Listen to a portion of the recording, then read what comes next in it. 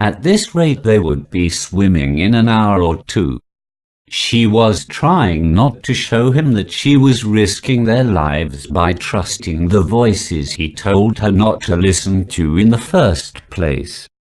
Feelings of guilt and doubt made her hesitate from time to time as she moved closer to where she was being led. Alice needed help and Sarah was no longer able to give it to her. She had to rely on her abilities and use the connection she had with the dead to lead her to the openings.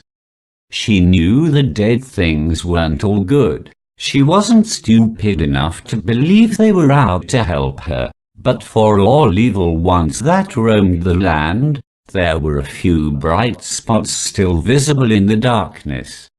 Something clean and pure was lurking at the edges of the darkness, and she had become more and more aware of them over the past hour or so.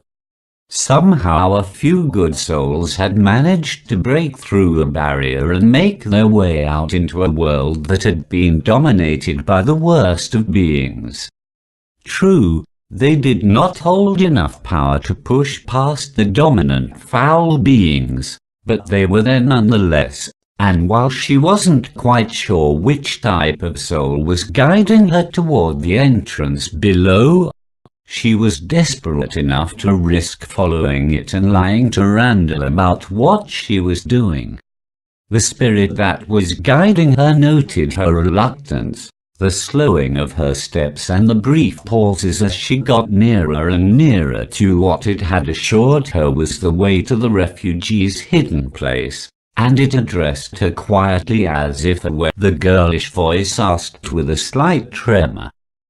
A chilly breeze ruffled Alice's hair while the voice whined in her ear. Alice got chill bumps as the whispering continued. "I'm going where you told me to, aren't I?" she answered shortly, with a quick sideways glance at Randall to see how well she was covering her conversation with the dead thing.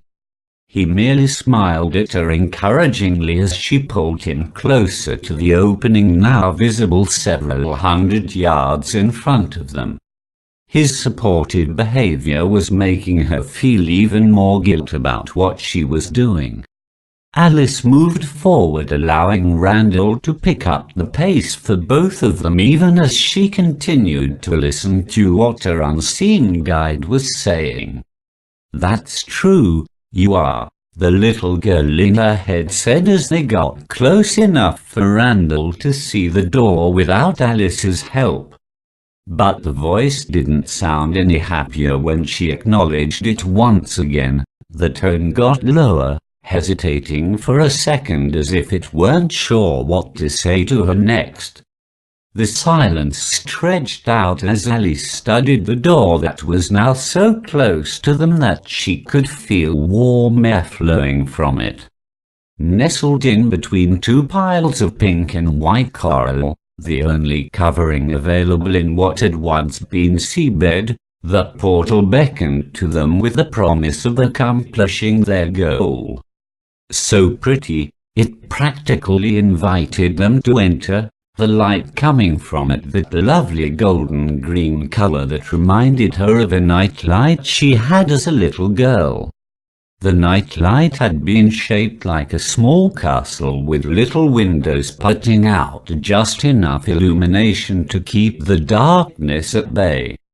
Too bad this didn't do the same. She had a feeling that it would draw in the bad things rather than keeping them away. Alice had placed a thin protective shield over the doorway as soon as she saw it, but dealing with this entity was really messing up her concentration. She felt her control wavering and had a feeling this thing that guided her was sensing that.